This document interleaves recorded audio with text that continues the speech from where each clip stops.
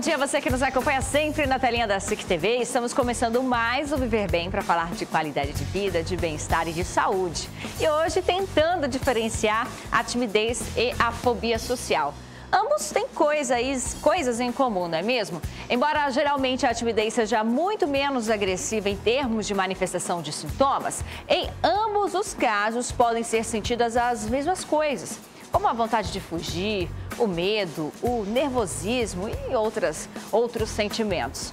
Mas quando se trata de uma fobia social, esses sintomas tão fortes fazem com que a pessoa evite se expor a situações temidas.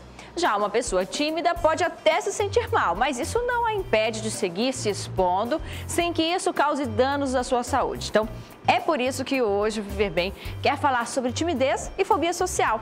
Para nos ajudar a entender as diferenças, a gente recebe mais uma vez a psicóloga Esther Miriam aqui no nosso Viver Bem. Tudo bem novamente? Ótimo. Seja bem-vinda aqui com a gente, Esther, para falar sobre essa diferença, porque é um pouquinho confuso para a gente, né? Sim. Timidez, fobia social, como diferenciar? Sim. Muito obrigada, né, pelo convite. E eu acho muito legal a gente falar sobre esse tema, porque muitas pessoas têm essa dificuldade. Eu sou tímida, eu não consigo falar, eu não consigo fazer isso, eu não consigo fazer aquilo. E até certo ponto, tá tudo bem. Existem pessoas que serão mais introspectivas, que vão ter dificuldade de se expor com maior facilidade, sem que isso seja um problema. Mas em outras situações, essa dificuldade de se expor acaba prejudicando a vida. A pessoa acaba deixando de perder oportunidades, ou isso causa um sofrimento significativo na pessoa. E aí sim a gente tem que cuidar, né? Então, entender essa diferença é importante para que a gente possa dar a atenção necessária e trazer uma maior qualidade de vida para essa pessoa. A gente pode dizer que a principal diferença entre timidez e fobia social está na magnitude dos sentimentos de quando a pessoa se expõe a uma situação que ela teme? Sim. Por exemplo, tenho que vir a um programa dar uma entrevista. Eu posso ficar nervosa e ter pensamentos de e se eu não souber, e se eu falar coisa errada, e isso e aquilo, vou ou não vou? Não, mas eu vou. E posso ficar ansiosa, meu coração pode bater um pouquinho mais forte, pode me dar assim, aquele friozinho na barriga, mas mesmo assim eu venho e faço tudo bonitinho e ok. Em outras situações, se eu tivesse uma ansiedade social, uma fobia social, esses pensamentos, essas interpretações a respeito da situação seriam tão intensas e tão fortes que me impediriam de vir aqui estar falando e trariam um sofrimento, esses sintomas seriam muito mais fortes. Eu poderia passar mal, poderia vomitar, poderia ter febre, poderia ter uma série de transtornos só por pensar que talvez não fosse tão legal, eu pudesse fazer alguma coisa errada nessa entrevista.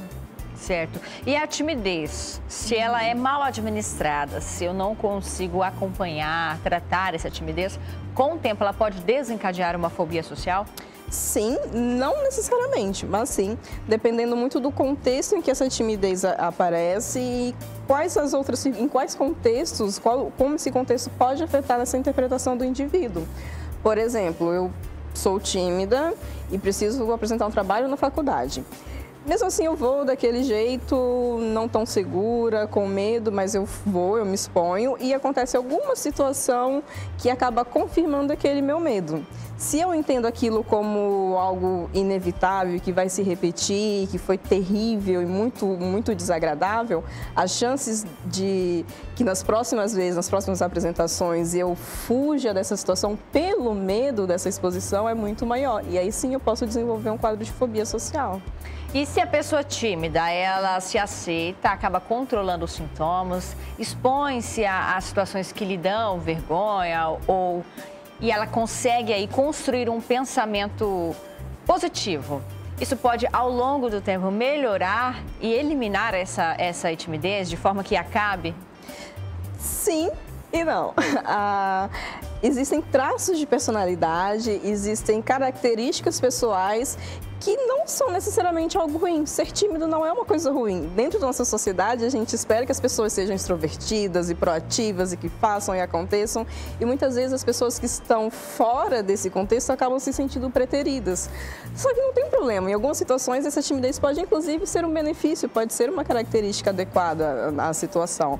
Então, não necessariamente eu precise perder essa timidez, mas aprender a administrá-la diante do contexto da maneira mais adequada rápido possível, né, de forma que não me traga prejuízos.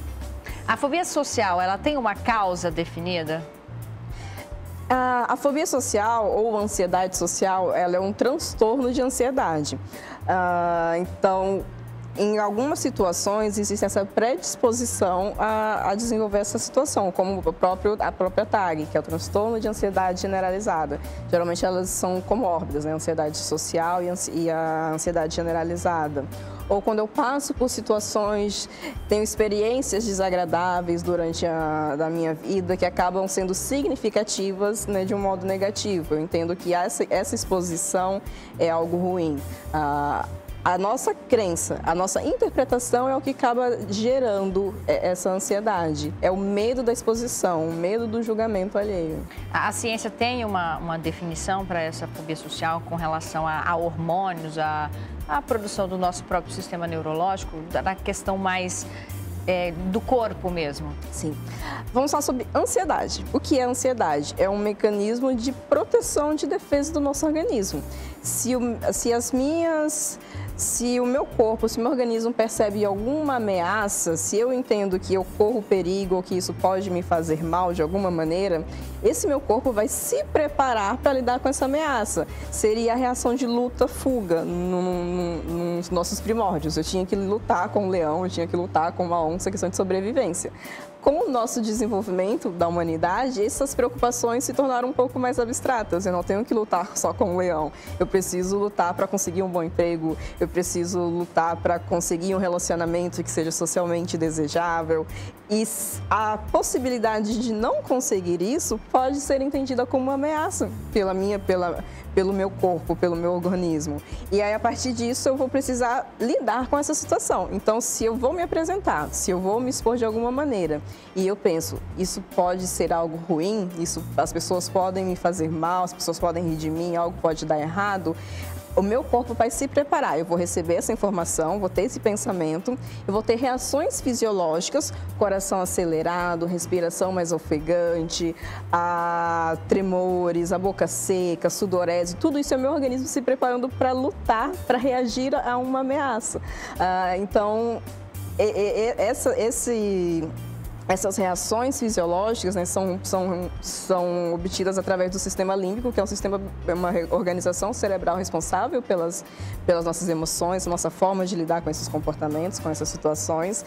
E a partir dessas reações, eu acabo tendo comportamentos adequados a esse entendimento de que, opa, tem um perigo aqui e eu preciso lidar com isso. Muito bem, estamos falando sobre timidez e fobia social. Você de casa entenda a diferença. Ainda mais no próximo bloco, continuamos com o tema. Você de casa não sai daí, viu?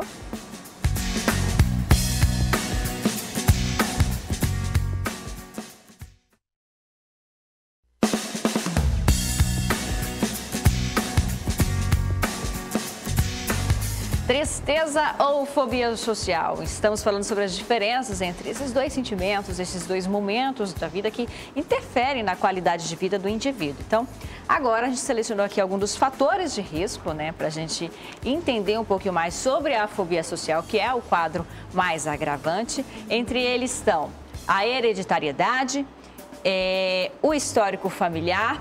Tudo isso é comum para se desenvolver uma fobia social? Sim. Assim como outros transtornos mentais, outros transtornos psicológicos, se existe a incidência de familiares ou de parentes próximos, a chance dessa pessoa também ter um quadro de ansiedade social é muito grande. Pela questão genética, fisiológica, mas também pelo aprendizado comportamental. Eu aprendo com as minhas referências, com os meus pais ou com as pessoas próximas a mim, como me comportar. Eu entendo as minhas referências de mundo a partir dessas pessoas. Então, existem essas duas possibilidades. E temos mais fatores de risco para o desenvolvimento da fobia social, como o temperamento, novas demandas sociais ou de trabalho e o meio ambiente. Sim. Primeiro temos a questão das situações, os eventos, né? Eu preciso me expor, eu preciso participar de uma entrevista de emprego, eu preciso concorrer a uma bolsa, eu preciso aparecer numa entrevista, eu preciso me relacionar com pessoas. E todas essas situações demandam uma exposição que muitas vezes não é confortável, que não é algo habitual à minha pessoa. E isso causa insegurança. A ansiedade está estritamente relacionada à insegurança. Então, essas situações, se a pessoa já tem essa predisposição, podem acabar sendo gatilhos para um quadro de ansiedade social. A questão do temperamento, né, a questão da personalidade, de como essa pessoa tende a se relacionar com as situações ao seu redor e também essa influência do ambiente, né, novamente desses contextos, como essa pessoa se relaciona, como ela interpreta esses fatores ambientais. E a gente tem também os sintomas, porque tudo isso reflete também fisicamente no indivíduo que tem a fobia social, né? O aumento da frequência cardíaca, a dificuldade respiratória, tremores, transpiração. Tudo isso pode aparecer fisicamente no indivíduo. Sim, ansiedade, muitas pessoas ainda têm o entendimento de que é só se preocupar demais, ficar pensando em problemas. Não, e ansiedade é uma coisa física e causa um sofrimento terrível. O coração acelera, Sim, né? O coração acelera em momentos que a pessoa pode até achar que está tendo um ataque cardíaco, né? A respiração acaba tendo essa alteração, é como se eu estivesse sufocada, eu não consigo respirar direito, eu posso ter tremores, eu posso começar a transpirar. E é importante entender justamente que isso é o meu organismo se preparando para lidar com essa ameaça. Eu vou transpirar mais porque meu corpo está esquentando devido a toda essa atividade, então ele precisa se resfriar. Quando a gente entende o porquê desses sintomas, o que está acontecendo, fica muito mais fácil para que a gente consiga lidar e passar por essas situações. De repente, se eu busco uma ajuda num pronto-socorro, por exemplo, está ali, é diagnosticado que eu não tenho nada fisicamente, nenhuma patologia, sim, mas temos aí por trás uma fobia social, sim, né? Sim, é muito possível. Temos outros sintomas físicos da fobia social: a boca seca, dificuldade em falar, gaguez, dores abdominais, tensão muscular, cólicas ou diarreia. Sim, é interessante a gente pensar que as nossas emoções são reações instintivas, é algo que animais também têm. Animais também sentem medo, sentem tristeza, sentem raiva. E nossa questão cognitiva, nossa linguagem, pensamento, raciocínio lógico são questões mais do ser humano, são questões mais desenvolvidas, vamos colocar assim. Quando essas emoções se tornam muito intensas, essa reação instintiva se torna intensa, a nossa parte cognitiva acaba sendo deixada um pouquinho de lado, porque eu só preciso sobreviver, eu preciso apenas lidar com essa situação. Então eu acabo tendo dificuldade em lembrar o que eu tinha que falar, meu sistema gastrointestinal acaba sendo paralisado porque eu não preciso digerir um alimento nesse momento, eu só preciso sobreviver a essa situação, né? Então acontecem muitas alterações comportamentais devido a minha parte cerebral responsável por essas reações estar meio que de lado, em stand-by. Por isso que é muito importante a gente aprender a lidar com estes sintomas, para que aí sim a gente consiga lidar com a situação. E além dos sintomas físicos da fobia social, nós temos os sintomas comportamentais que também aparecem, como o medo de situações em que você pode ser julgado, de interagir com pessoas desconhecidas, de demonstrar a sua ansiedade e apreensão em eventos sociais. Sim, esse na verdade é a base da ansiedade social, da fobia social, é o medo do julgamento, o que as pessoas vão pensar de mim, o que elas vão achar se eu fizer isso, se eu me vestir dessa forma, se eu falar tal coisa, se eu comer desse jeito. Então, situações que são comuns, naturais dentro do nosso cotidiano, acabam tendo um peso muito maior, um medo dessa rejeição e desse pensamento, né, do outro. Medo também de sintomas físicos que possam causar constrangimento, como rubor fácil, sudorese, tremores ou voz trêmula. Sim. Eu fiz uma apresentação na minha faculdade, na minha sala de aula, e aí eu comecei a gaguejar, eu comecei a tremer e as pessoas perceberam, deram uma risadinha. Se eu entendo isso como algo terrível, algo muito ruim, e eu não quiser passar por isso de novo, a chance de eu desenvolver esse quadro de ansiedade social é muito alta, porque foi muito desagradável. Então eu não quero passar por isso de novo, e o que vai acabar me impedindo de me expor a essa situação. O medo de que percebam que eu vou apresentar tudo aquilo fisicamente novamente, sim, né? Os sintomas comportamentais da fobia social continuam. A gente tem outros sintomas, como a preocupação em passar por situações constrangedoras ou humilhantes, ou ainda em ofender alguém. Sim. Conflitos fazem parte da vida, só que são desagradáveis, a gente não gosta de discutir, de brigar. E quando eu tenho esse medo em excesso, de modo que eu acabo me boicotando ou me prejudicando de alguma maneira, pelo medo de ofender alguém, pelo medo de falar alguma coisa errada ou de como a pessoa pode reagir, isso acaba criando um sofrimento muito grande, uma ansiedade muito grande e acaba, assim, né, me prejudicando. A gente continua comentando os sintomas comportamentais da fobia social já depois do intervalo, que é bem breve. Você de casa, não saia daí.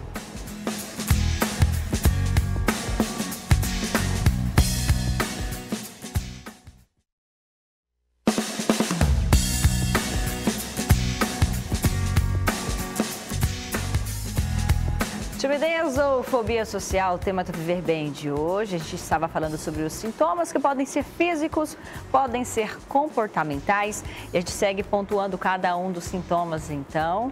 Olha só, o próximo sintoma: evitar fazer algumas coisas ou falar com pessoas por medo de constrangimento, evitar situações em que você pode ser o centro das atenções. A pessoa vai deixando de viver, né, Esther? Sim, porque a gente precisa se expor, eu preciso me relacionar com pessoas e quando eu tenho esse medo, eu acabo deixando de fazer coisas básicas. Tem pessoas que têm dificuldade em comer em público, em comer em restaurantes, pessoas que deixam passar oportunidades de emprego, oportunidades que seriam muito boas, benéficas à pessoa, por esse medo de se expor, do que as pessoas podem pensar, de algo negativo acontecer, e aí eu deixo de aproveitar oportunidades, simplesmente, né, entre aspas, pelo medo.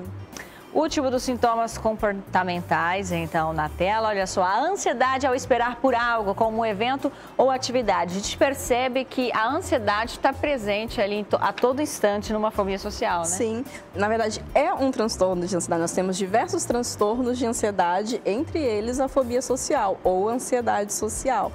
Então, quando eu tenho um evento, é natural que eu vá ficar ansiosa e vou querer que chegue logo, vou ficar pensando e como é que vai ser. E ok, mas em muitas situações essa espera acaba sendo algo extremamente angustiante e eu fico pensando coisas negativas, eu acho que vai dar errado, eu não consigo pensar em outras possibilidades de resolução para a situação. E aí eu acabo tendo sofrimento e aparecem aqueles sintomas físicos. Como a ansiedade aparece a todo instante numa fobia social, é comum essa dificuldade em identificar quando se trata de uma simplesmente ansiedade ou quando se trata de uma fobia social? Sim, é muito comum e clinicamente esse diagnóstico também acaba sendo um pouco mais complexo por existirem outros transtornos de ansiedade onde esses sintomas físicos e comportamentais acabam aparecendo também. Então é preciso fazer um diagnóstico diferencial. Em quais circunstâncias esses comportamentos acontecem? Está relacionado simplesmente à questão da exposição, ao medo do que o outro vai pensar? Ou acontecem em outras situações também relacionadas à minha vida, que fogem a esse contexto social? Se sim, a gente pode pensar em uma ansiedade generalizada ou alguma outra questão. Se o foco é especificamente na questão da socialização em um ou mais contextos, aí a gente pode pensar em fobia social. Essa fobia social, ela começa ainda da infância ou eu posso ter uma infância normal em relação a este quadro, uma adolescência normal e desenvolvê-la na vida adulta? Pode começar, não necessariamente, mas pode, porque na infância a gente está aprendendo a ser quem a gente é. Nós estamos desenvolvendo a nossa forma de pensar, a nossa forma de entender o mundo, estamos recebendo informações das nossas pessoas de referência. Então, as minhas crenças a respeito de mim mesmo, do mundo, sobre os outros, acabam sendo desenvolvidas na infância. Mas eu posso ter uma experiência depois de adulta que eu desenvolvo essa crença negativa e aí sim eu acabo desenvolvendo um quadro de fobia social. É interessante a gente pensar que fobia social tem muito a ver como eu me vejo, como eu vejo o mundo, como eu vejo os outros. Se ela da insegurança, se eu não me sinto uma pessoa capaz ou se eu vejo que o mundo é hostil, que as pessoas são desagradáveis, se eu tenho esse entendimento, o meu comportamento e a minha forma de lidar com essas situações vão partir desses pressupostos. E como que é feito o diagnóstico? É simplesmente um diagnóstico clínico ou há exames, existem exames laboratoriais que podem identificar uma fobia? Em casos de ansiedade, existem alguns exames que podem ser feitos, né, para identificar questões hormonais, taxas de vitaminas, coisas que estão relacionadas, que podem, né, acabar influenciando no estado de humor, mas é um diagnóstico clínico, é mais uma entrevista clínica, a gente percebe quais áreas são afetadas, né, por esse transtorno, por esses sintomas, como que o indivíduo acaba lidando com essas situações, se acaba tendo um sofrimento significativo. Se sim, se é em vários contextos, durante algum tempo, com uma frequência determinada, aí sim pode ser feito o diagnóstico. E somente o psicólogo pode fazer esse diagnóstico ou a fobia social também e deve ser tratada juntamente com o psiquiatra? Sim, deve, porque tem os sintomas físicos. É uma questão química, é uma questão neuroquímica muitas vezes. Então, o medicamento vai tratar esses sintomas, que vai fazer com que fique muito mais fácil que eu me exponha. Porque às vezes eu posso fazer todo o tratamento psicológico bonitinho, eu sei o que eu tenho que fazer, como me comportar, o que eu devo ou não devo pensar, mas como os sintomas são tão intensos, eu não consigo lidar com isso da maneira adequada. Então, às vezes é necessário com que eu estabilize esses sintomas, tenha essa redução, para que aí sim o meu comportamento fique mais adequado, mais saudável. Então, tem tratamento? Sim, existe tratamento. Dentro da psicologia, nós trabalhamos a questão das habilidades sociais, né? Como lidar com essas situações, como se expor a uma situação diferente, como lidar com conflitos, como ter comportamentos assertivos. Existe a questão da exposição gradativa, porque tratamento para ansiedade é se expor. Fugir do problema não resolve o problema. Então, eu preciso aprender a lidar com essas situações e eu só vou aprender quando eu começar a passar por elas. Então, junto com esse profissional, tendo esse acompanhamento, a pessoa vai aprendendo gradativamente, um passo de cada vez, a lidar com essas situações que causavam um incômodo e aí ela vai percebendo que não é tão ruim assim, que é possível passar por essas situações. E tem cura, Esther? É um problema que eu vou ter que acompanhar ao longo da vida ou uma vez tratado pode ser eliminado? A gente pode pensar na cura no sentido de pararmos de ter essas crises, esses sintomas. Mas uma vez ou outra eu posso sentir um medo, eu posso ficar preocupada, eu posso ficar ansiosa, mas isso não significa que eu não vá aprender a lidar com isso, entende? Então, muitas vezes eu posso nunca mais ter, fiz o tratamento e aprendi a lidar e está tudo bem. E outras vezes não, passou anos, passou dias e eu vou ter uma crise novamente diante de uma situação. Mas a partir de toda essa experiência, eu consigo lidar com isso de uma maneira mais positiva, de uma maneira mais adequada. Queria agradecer mais uma vez a sua participação, Esther. É muito bom conversar com você para falarmos sobre estes problemas, para tentar devolver qualidade de vida às pessoas que passam por tudo isso. Exato. A gente precisa viver, né? E quando a gente vive de uma maneira adequada, de maneira saudável, de uma maneira mais leve, fica mais gostoso, fica mais fácil, a gente auxilia outras pessoas, a gente também é auxiliado e aí todo mundo consegue viver bem, viver de uma maneira mais adequada. Olha, você de casa, curta a nossa página no Facebook, Programa Viver Bem, para acompanhar os temas, acompanhar os programas, sugerir o que você gostaria de ver aqui no nosso programa. Vai lá, curta a nossa fanpage, Programa Viver Bem. Espero que tenham gostado. Ótimo fim de semana. Sábado que vem nós estamos de volta. Tchau!